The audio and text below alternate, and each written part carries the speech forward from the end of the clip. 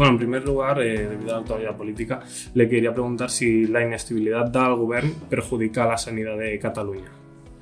Nosotros creemos que sí, porque evidentemente si tenemos un gobierno que está dedicado a otras cuestiones en lugar de las cuestiones principales y primordiales como es la atención sanitaria, pues todo sale perjudicado. Por ejemplo, si hablamos del déficit que tenemos también de especialistas, de médicos, de sanitarios aquí en Cataluña, estoy convencida que esta inestabilidad política también afecta en ese sentido. Recientemente ha habido el cambio de conseller. ¿Qué valoración hace de la gestión del ex conseller Argimon y qué le pide al nuevo, a Manel Balcells?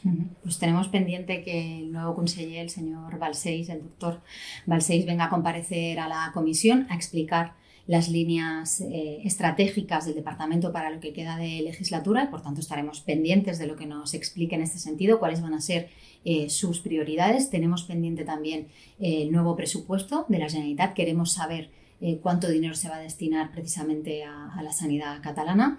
Y respecto a la gestión que ha hecho el señor Argimon, pues bueno, tiene cosas que evidentemente las que nosotros no estamos de acuerdo. Por ejemplo, una de ellas es el propio presupuesto. Nosotros los anteriores presupuestos ya le dijimos al doctor Argimon, al conseller, que eran unos presupuestos insuficientes, con una partida que se quedaba corta, sobre todo después pues del año y medio de pandemia que habíamos vivido, con la atención primaria tan tensionada, con muchísimos problemas también de salud mental entre los sanitarios, pero también entre la población, especialmente los más jóvenes, y era un presupuesto, insisto, que se quedaba corto y el tiempo nos ha dado la razón. De hecho, estamos pendientes de aprobar un decreto con un suplemento de crédito de prácticamente 400 millones de euros, 376 en este caso, y eso quiere decir que la planificación que se hizo en su día no era correcta y por tanto pues el señor Argimon no se va con un aprobado del gobierno. En este sentido, sobre este decreto ley, ¿votará a favor el PP?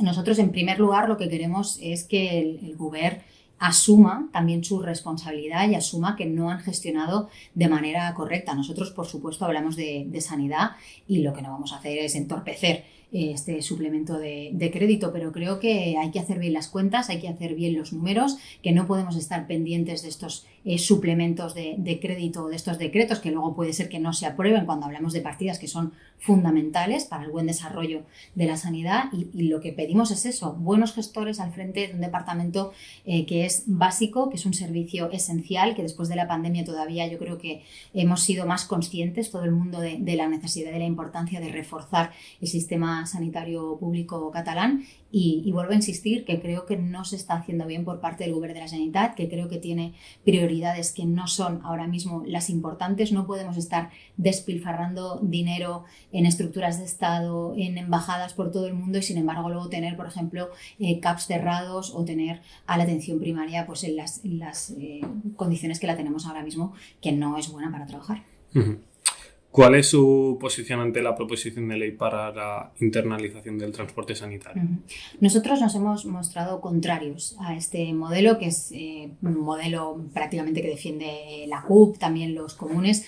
No somos partidarios, nosotros somos partidarios de la colaboración público-privada en este caso. Además, creo, insisto de nuevo, que la pandemia ha puesto de relieve la necesidad de poder trabajar con todos los recursos, no solamente los recursos públicos, sino también los privados. Y respecto al transporte sanitario, lo que es esencial es que se hagan buenas licitaciones, es decir, que el Govern de la Generalitat, cuando saque a concurso estas licitaciones, los pliegos de condiciones sean pliegos muy claros, donde se exijan requisitos como, por ejemplo, todo el trato al personal, el tema de sueldos, etcétera, que ahora es una de las grandes quejas que tenemos con el transporte sanitario, y por supuesto que también se recojan sanciones por si hay un incumplimiento de esos contratos. El Govern tiene responsabilidades en este sentido. Lo que no puede ser es que se saque a concurso una licitación, la gana la empresa X y el Govern se desentiende de lo que está pasando con la empresa X. Por tanto, insisto que la colaboración público-privada funciona, también funciona con el transporte sanitario, pero necesitamos que el Govern asuma sus responsabilidades, que esté pendiente de esos contratos y que si los contratos no se llevan a cabo en los términos en los que se hicieron, pues evidentemente cabría o bien sancionar o incluso la resolución de esos contratos. ¿Cree que peligran estos consorcios con el cambio de manos del Departament de Salut de Junts a Esquerra? Yo creo que hay una persecución evidente hacia la colaboración público-privada, insisto, por formaciones como la CUP, también los comunes y Esquerra Republicana, que demoniza el sistema, pero yo vuelvo a insistir, es necesario que utilicemos todos los recursos. Vuelvo a decir que venimos de una emergencia sanitaria nunca antes vista, donde hemos comprobado que se necesitaban más manos, no menos, más. Por tanto, nosotros somos firmes defensores de esta colaboración público-privada, también de estos consorcios, pero evidentemente bien gestionados, bien dotados financieramente hablando y, por supuesto, con este control por parte del Govern de la Generalitat. Respecto a la falta de especialistas, ¿respalda el PP el incentivo económico de Cataluña para atraer a los MIR de familia y EIR de salud mental? Yo creo que nosotros, respecto a esta falta de especialistas, hay varios caminos a seguir, ¿no? Nosotros hemos pedido, por ejemplo, también que haya convocatorias adicionales de plazas MIR. Tenemos que tener clara también cuáles son las especialidades donde tenemos esas carencias. Por ejemplo, nosotros hemos detectado también que hacen falta plazas de medicina familiar y comunitaria y, por tanto, lo que pedimos es que se amplíen esas convocatorias. Hemos pedido también que se cree una nueva especialización, que sería de emergencias y urgencias, porque, como le digo, la atención primaria es la columna vertebral del sistema sanitario y ahora mismo está en una situación muy tensionada, trabajando bajo muchísima presión, bajo mínimos, trabajan muchas horas con un sueldo bajo y, por tanto, aquí también pedimos la creación de esta nueva especialización y, por supuesto, también valoramos estos complementos salariales para estos profesionales, para que seamos más atractivos. No puede ser que Cataluña tenga hospitales de referencia como Vallebrón, como Bellvitge, que vuelve a ser líder en trasplantes renales y en donación de órganos, y sin embargo los profesionales no quieran venir aquí. Hay algo que estamos haciendo mal y, por tanto, seguramente aquí influyen pues esos bajos salarios,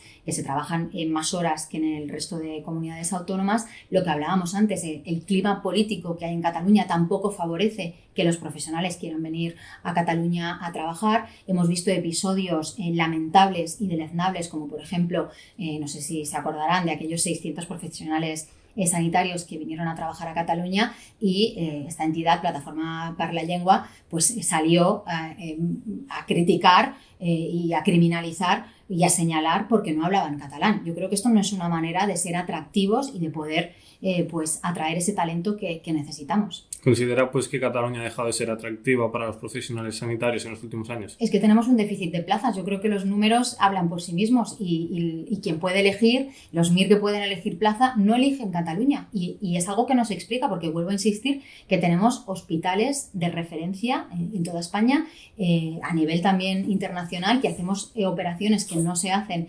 en otros hospitales. Y pongo el caso, por ejemplo, ahora de San Juan de Dios con el tema de esta operación a Oliver, que por cierto ayer conocíamos que le habían extirpado el 90% del tumor y estamos muy, muy contentos por ello y creo que tenemos que estar agradecidos y orgullosos de los profesionales médicos que tenemos en este país, especialmente aquí en Cataluña, que hacen operaciones pioneras como esta, que además las hacen sin ningún tipo de coste para esos padres y para esa familia.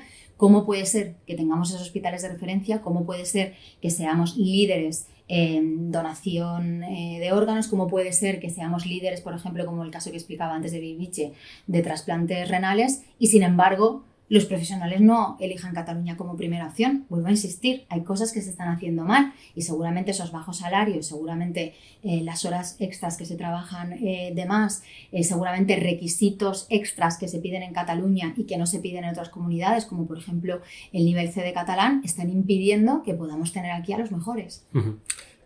Argimon insistió mucho en la negociación del traspaso de la gestión MIR, de la gestión con el Gobierno de España. ¿Considera que se debe blindar la gestión MIR ante posibles traspasos de competencias? Nosotros no somos partidarios de ese traspaso de competencias. El Govern de la Generalitat, siempre que tiene un problema, lo arregla todo igual, pidiendo más competencias, pero luego cuando las tienen no las ejecutan de manera adecuada y tenemos múltiples ejemplos en la gestión del Govern.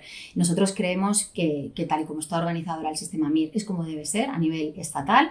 Es el Estado también quien tiene que ver exactamente dónde tenemos esas carencias, como decía antes, antes, poder planificar esas plazas, si va a haber convocatorias adicionales o no, y por tanto lo que le pedimos al Govern de la Generalitat es que deje hacer las competencias, en este caso al Ministerio de Sanidad y al Estado, y que se centre en las suyas, y sobre todo también que cuando se realicen reuniones o foros como por ejemplo el Consejo Interterritorial de Salud, que vaya, que esté presente, que Cataluña tenga voz en esos foros, porque si no, nadie pide por nosotros. Claro, es muy fácil echar la culpa al Estado, es muy fácil pedir más competencias, pero luego resulta que donde se tienen que pedir, donde se tienen que reclamar, donde se tienen que explicar las carencias, las necesidades y las urgencias que tiene Cataluña, resulta que Cataluña no tiene voz porque el Govern de la Generalitat desiste de ir a esos foros. Por tanto, desde aquí pedimos responsabilidad al Govern, que se deje de pedir competencias, que ejerza bien las que tiene y sobre todo que dé voz a los catalanes en esos foros donde se defienden los intereses de todos. ¿Cuáles considera que deberían ser las prioridades en sanidad del Govern? Pues sobre todo reforzar la atención primaria. Como decíamos antes, está viviendo una situación muy grave. Ya veníamos arrastrando una situación complicada antes del COVID. Después del COVID, evidentemente, han sido la primera línea.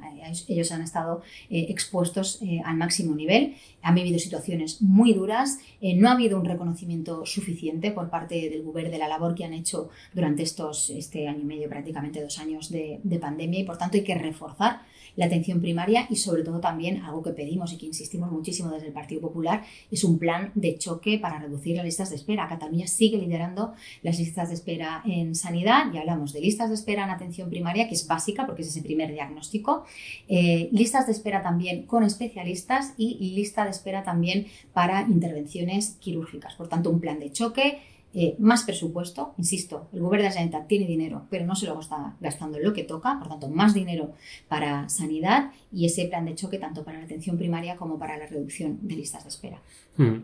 ¿Pierde Cataluña talento si no se postula para albergar la Agencia Estatal de Salud Pública? De hecho, nosotros lo hemos pedido, ha sido una petición que ha hecho nuestro grupo municipal de Barcelona, porque yo creo que Cataluña ha perdido ya demasiadas oportunidades y no nos podemos permitir más.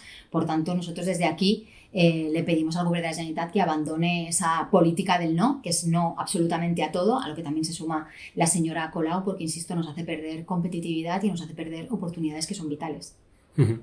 Y por último, ¿cuál sería la política lingüística en materia del catalán para contratar sanitarios del PP?